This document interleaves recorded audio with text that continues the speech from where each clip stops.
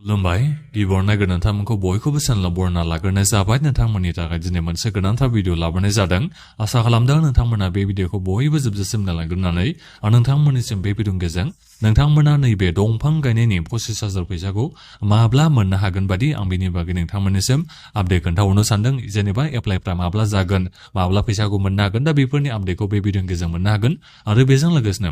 नोंथांमोना नैबे पीएम किसाननि 23 किस्तिनि 2,000 फैसाखौ माब्ला मोननो हागोन बादि आं बिनि बागैबो आपडेट खोन्थाहरनो सानदों दा बेनिखायनो गासिबो नोंथांमोना बे भिडिअखौ जोबजासिम नायलांबानो जाबाय दा बेनिफ्राय आंनि नोंथांमोननिसिम मोनसे खावलायबो थाग्रोबाय गिबियावनो गासिबो नोंथांमोना चेनेलखौ साबस्क्राइब खालामना लाग्रोलायनानै जाहाथे नोंथांमोना बेबादिनो स्किमफोरनि आपडेटखौ नैबे चेनेलनि गेजेरजों मोनबाय थानो हायो आरो बेनिफ्राय नोंथांमोना गासिबो अननानै फेसबुक आरो इन्स्टाग्रामावबो आंखौ फल' खालामबानो जाबाय नोंथांमोना जुदि माबाफोर सोंनांगौ दङबा फेसबुक नङाबा इन्स्टाग्रामाव नोंथांमोना डाइरेक्ट आंनिसिम डीएम एबा एसएमएस नोंथांमोना खालामहरबानो जाबाय अब्ला नोंथांमोना थाबैनो रिप्लाइखौ मोननो हागोन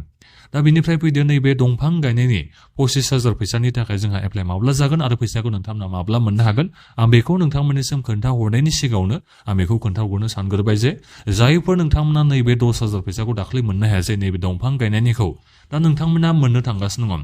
मानो होनोबा नोंथांमोना दायो खामानिखौथ' निस्सय मावबाय जानो हागौ नोंथांमोना जायफोर 10,000 फैसाखौ मोननो हायाखैमोन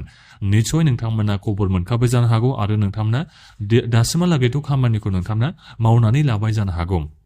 जोंहा बायदिसिना डकुमेन्टस नोंथांमोननिसिम लांदोंमोन दा बेनिखायनो जायफोर नोंथांमोना मोननो हायाखै नोंथांमोना निस्सय बोरै खालामनांगौ मानांगौ बेखौ मिथिना मोनखाजोब्बाय जानो हागौ दा बेनिखायनो जायफोर 10,000 फैसाखौ दाख्लै मोननो हायासै नोंथांमोनाबो मोननो थांगासिनो दङ दा बेनिफ्राय फैदो नैबे 25,000 फैसाखौ नोंथांमोना माब्ला मोननो हागोन दा बे 25,000 फैसाखौ नोंथांमोना देग्लाय बोसोरावथ' मोननाय नङा नाथायबा एप्लाइआ जोंहा देग्लाय बोसोरावनो जागोन जेरै फट' साफायनाय बायदिसिना आरोबाव जोंहा जाबावगोन दाख्लै बावैथ' जाबाय नङा होमबा जोंहा फट' साफायनाया नोंथांमोना निस्सय गासिबो फट' साफायना हरबाय जानो हागौ जायखौ नोंथांमोना लिरना होदोंमोन बिजनेस लेटाराव नोंथांमोना निस्सय बेखौ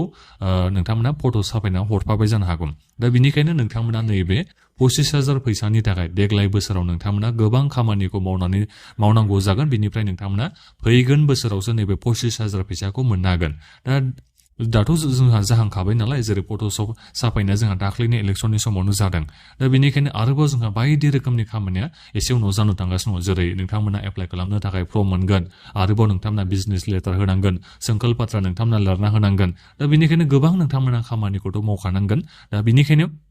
नोंथांमोना एसे रेडिखौ थाखाबानो जाबाय आरो नोंथांमोना एसे उनाव आगष्ट सेप्तेम्बर मासाव दंफां गायनांनोबो हाबावगौ खोमा जेनेबा नोंथांमोना आरोबाव दंफां आरोबाव गायबावनांगौ जानानै फैनो हागौ दा जेखियानो जाया मानो देग्लाय बोसोराव नोंथांमोना एप्लाइ खालामनो मोनगोन देग्लाय बोसोराव नोंथांमोना गोबां खामानिखौ मावनांगोन नैबे दंफां गायनायनि 25,000 फैसानि थाखाय फैगोन बोसोरनिफ्रायसो नोंथांमोना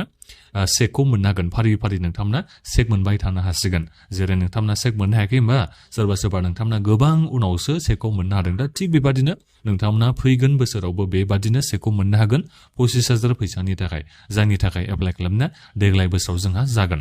ओरैनो एप्लाइ खालामाबाथ' बहा मोनो बे नङा होमबा बाथ्राया नोंथांमोननिसिम गासिबो डिटेल्सखौनो नायफैजोबगोन 10,000 फैसाखौ लानानै मा खालामारदों खालामाराखै बेखौ आरोबाव भेरिफाइ खालामनाय जागोन खैबारबा जोंहा भेरिफिकेसन बायदिसिना जागोन दा बेनिखायनो नोंथांमोना देग्लाय बोसोराव गासिबो एप्लाइ खालामनो नांगोन नैबे 25,000 फैसानि थाखाय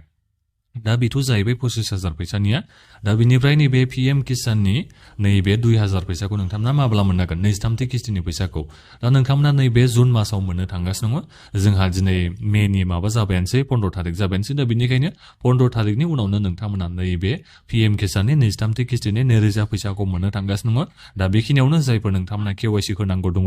लेन्ड सिडिं होनांगौ दङ गोख्रैनो नोंथांमोना होनानै लाबानो जाबाय मानो होनोबा एसे उनावनो नोंथांमोननिसिम फैसाखौ सोना हरसिगोन ओरैनोथ' डेट फैयाखै अब्लाबो जुन मासाव नोंथांमोना मोननो थांगासिनो दङ जुननि गेजेराव नोंथांमोना मोनगोनखौ आसाखौ लाबानो जाबाय दा बेखौ आं नोंथांमोननिसिम बे भिडिअनि गेजेरजों खोन्थाहरनाय जाबाय दा बेखिनियावनो नोंथांमोना माबाफोर दानिया सोंनांगौ दङबा भिडिअखौ मुक्साव कमेन्ट खालामना नोंथांमोना सोंहरदो आरो बे भिडिअखौ नोंथांमोना गासिबो शेयार खालामबानो जाबाय फेसबुक आरो इन्स्टाग्रामाव नोंथांमोना बयबो आंखौ फल' खालामबानो जाबाय जाहाथे नोंथांमोना माबाफोर सोंनांगौ दङबा सिदायै नोंथांमोना डाइरेक्ट सोंहरनानै रिप्लाइखौ मोननो हायो दा बेखिनियानोमोन गोजोन्थों